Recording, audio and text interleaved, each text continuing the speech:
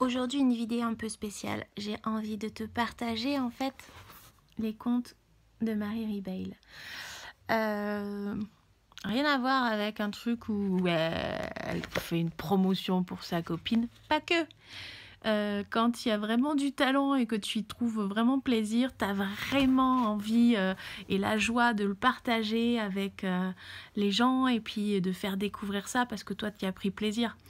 Donc voilà, et puis j'ai envie aussi de vous faire découvrir voilà, son talent d'écriture et puis peut-être que ça te parlera à toi à travers cette petite vidéo et voilà. Donc du coup, quand je lis ces contes, c'est tout bête, je ne fonctionne pas d'une certaine façon, j'aime bien être libre dans ma façon de découvrir les choses. Et ce livre me permet de piocher des lectures comme ça au gré en fait de mes envies. Du coup, ça peut être le matin où je vais découvrir une lecture ou ça peut être le soir. Donc là, on est le soir. Donc du coup, je me dis, ça va être une lecture. En fait, j'étais partie pour faire un truc et dessiner, noter des choses dans mon bullette. Et puis au dernier moment, j'ai eu une idée. Je fais, bah, tiens, je vais appliquer l'idée que j'avais envie de faire, c'est-à-dire vous lire une lecture. Alors je suis loin d'être super bonne en lecture pour vous le retranscrire, mais le but, faut voir vraiment le fond, quoi. Vous faire découvrir ce qu'il y a derrière. Donc du coup, je me suis relevée et puis j'ai été chercher son livre et je me suis dit c'est le bon moment.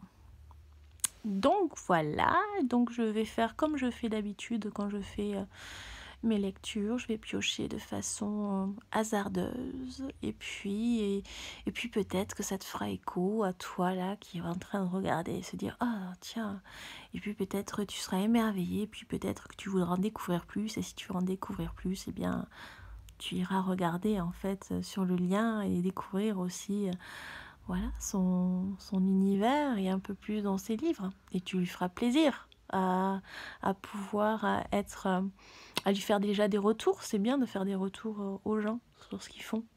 Parce que du coup, ça participe aussi à leur évolution.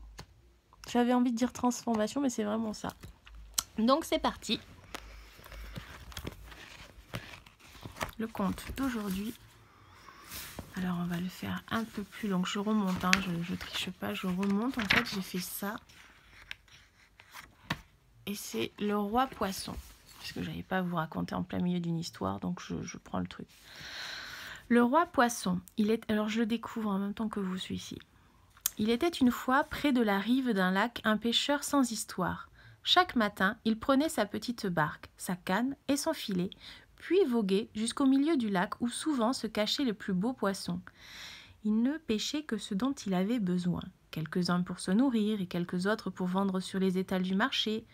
Un beau jour, alors qu'il remontait son filet, un gros poisson se présenta à la surface et supplia le pêcheur de libérer sa famille. Effectivement, étaient pris dans le filet sa compagne et ses enfants. Le pêcheur était bien embêté. Il avait besoin de se nourrir et de gagner sa vie. Mais le chagrin du gros poisson lui fit pitié et rentra donc bredouille. Le lendemain, la même scène se produisit. Et à dire vrai, il en fut de même les jours suivants. Le pêcheur, ayant le cœur grand, il libérait à chaque fois les pauvres victimes, mais de jour en jour la faim le torturait.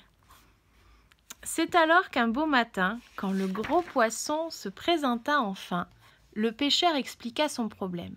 « Poisson, j'ai beaucoup de respect. J'ai marqué moi-même. Hein. J'ai besoin de respect. Le lapsus révélateur. J'ai beaucoup de respect pour toi. Tu protèges ta famille à chaque fois qu'elle est prisonnière de mon filet. Mais vois-tu, quand je leur rends la liberté, c'est un jour de moins pour moi à manger. Je m'affaiblis et je suis déjà bien vieux. Je ne peux indéfiniment céder. » Le gros poisson réfléchit un instant, puis répondit ceci. « Vieil homme, j'ai conscience de ton sacrifice quotidien et t'en suis redevable. Écoute-moi bien. Demain, reviens ici même à l'aube. J'aurai pour toi quelque chose. » Le pêcheur hésita, mais le cœur bienveillant accepta la proposition. Il repartit une fois de plus bredouille et un peu impatient. La nuit passa tranquillement. À son réveil, le vieil homme trouva l'air moins humide qu'à l'accoutumée. Il sortit de chez lui, et quelle ne fut pas sa stupeur quand il rejoignit, dès la première lueur de l'aube, sa petite barque. Le lac était pratiquement asséché, et au milieu se trouvait un immense tas d'or. Le pêcheur abasourdi s'y rendit à pied. De ci, de là, se trouvaient quelques grosses flaques où patientaient les poissons du lac. Arrivé près du trésor, le gros poisson l'interpella. « Vieil homme, je suis le roi des poissons et ceci est ma fortune. Je la garde depuis déjà bien longtemps, dans les eaux qui dorment. Aujourd'hui, je demandais à l'esprit de l'eau de retenir les flots le temps, que tu puisses prendre ton dû. N'aie pas peur, le rassura-t-il, serre-toi. La vie de ma famille n'a pas de prix et la valeur de ce trésor n'égale rien de celle de ta bonté. » Le vieil homme pleura de joie et bénit d'un sourire tout le peuple poisson.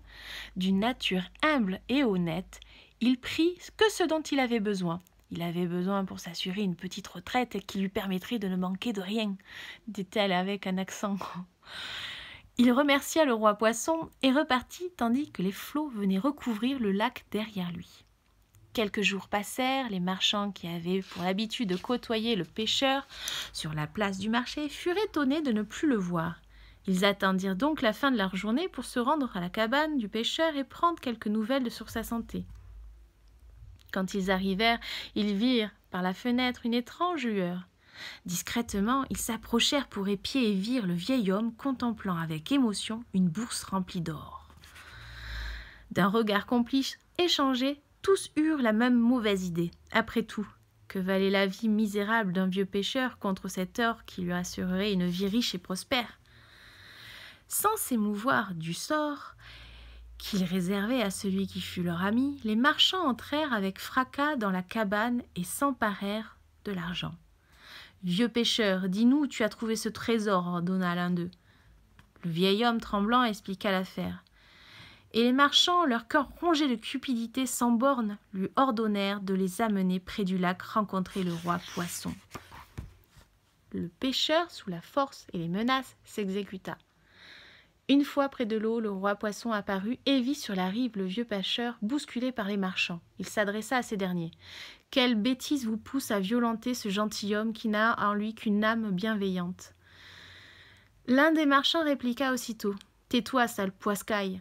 Si tu tiens tant à la vie de ce vieux fou, je te conseille vivement de nous montrer le trésor que tu caches. » Le vieil homme, inquiet pour ses amis du lac, encouragea le roi à ne pas céder aux exigences des marchands.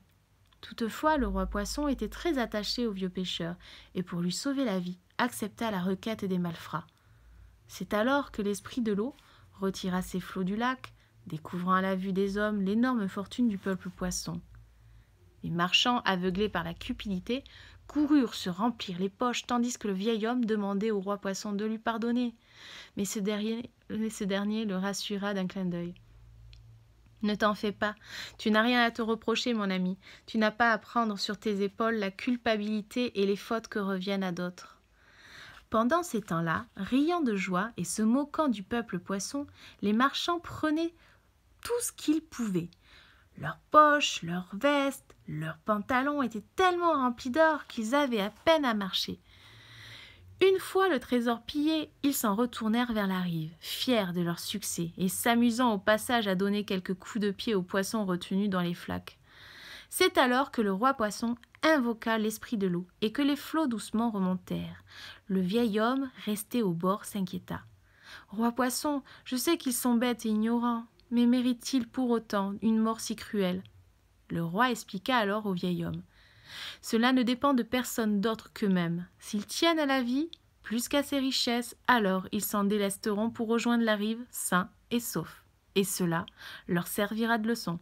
Si au contraire leur esprit est pourri de mauvais sentiments, alors ils mourront de leurs propres bêtises. » Et c'est bien là ce qu'il se passa. L'eau remonta lentement afin que les marchands jusqu'au bout puissent prendre la meilleure décision. Mais cela ne suffit pas, et ils ne purent abandonner au fond de l'eau leurs rêves, leur fortune et leur prospérité. Tous se noyèrent, et bientôt le lac retrouva son calme, et le vieil homme pleura malgré tout la mort des marchands, car son cœur n'était fait ni de haine, ni de rancune, juste de pardon. Jusqu'à sa mort, le vieux pêcheur entretint une belle amitié avec le roi Poisson, qui par sa générosité lui offrit une retraite décente et confortable. Mais jamais il n'oublia la leçon apprise ce jour-là. L'argent n'est pas un mal, mais la cupidité de l'homme qui n'engendre que tristesse et chagrin. Voilà.